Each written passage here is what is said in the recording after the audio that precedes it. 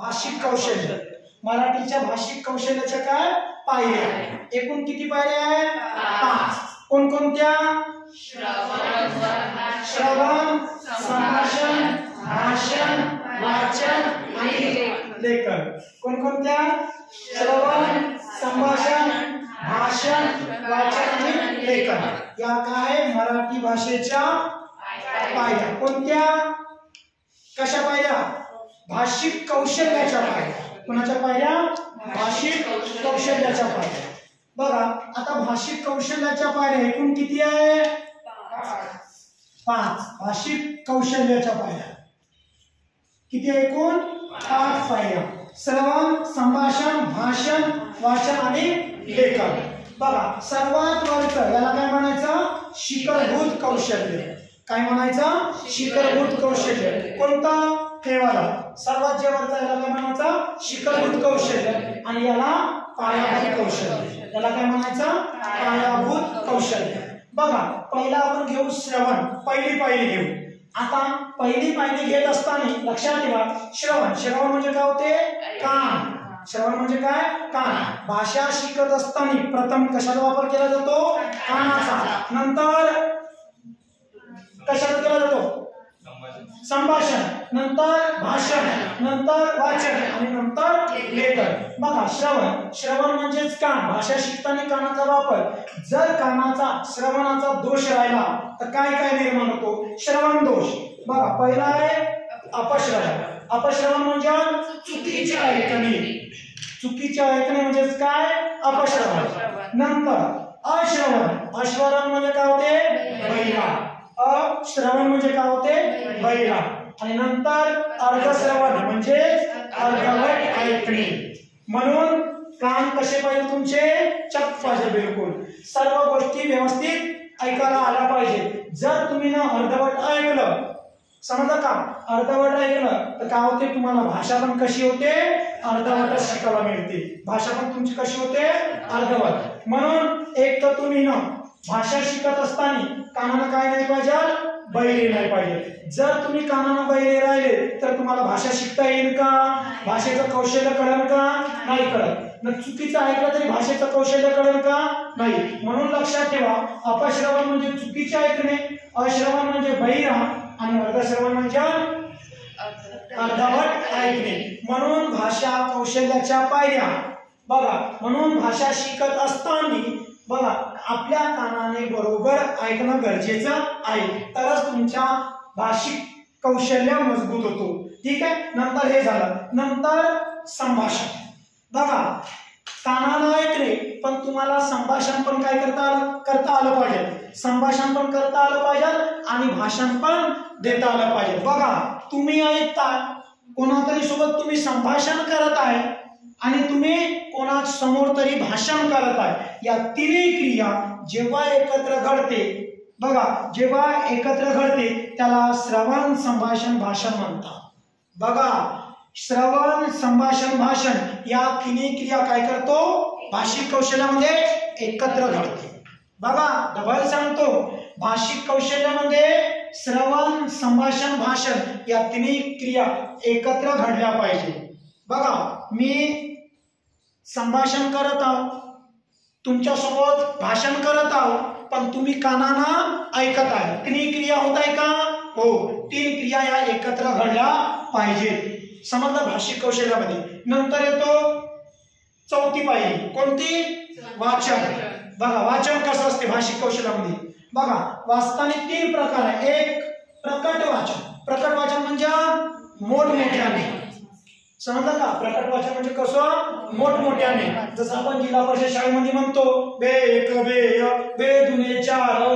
तसं A for apple, B for ball.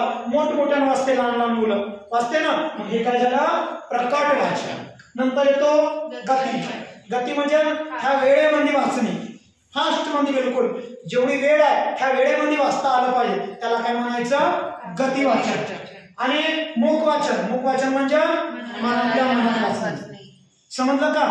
काही लक्षात? मनातल्या मनात वाचणे. हे कुठं? लायब्ररीमध्ये आपण बसतो तेव्हा काय करतो?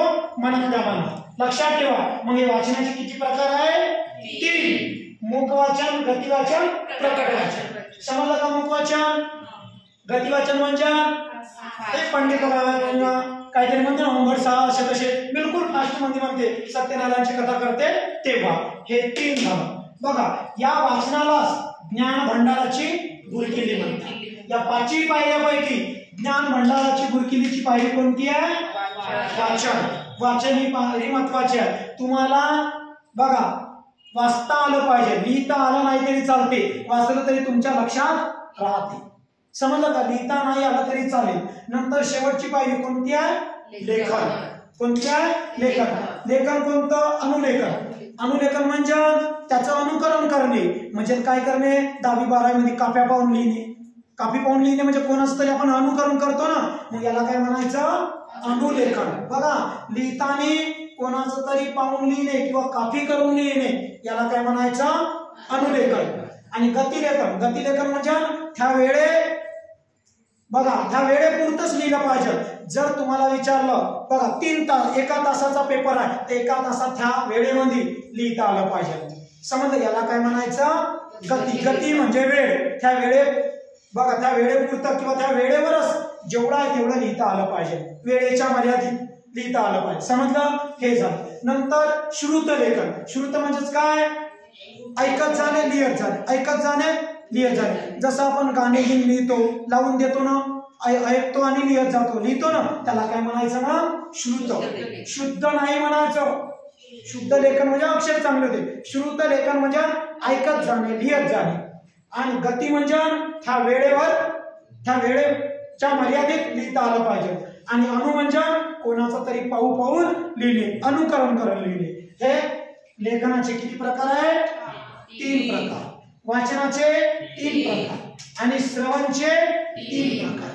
एवढे लक्षात ठेवा. समजा याला कोणतं कौशल्य म्हणायचं? आणि याला पायाभूत.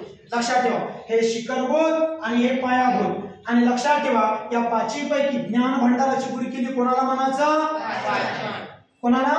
वाचन. म्हणून तुम्हाला वाचता आलं पाहिजे. आता जाऊ याचं कोड. हे लक्षात कसं ठेवायचं?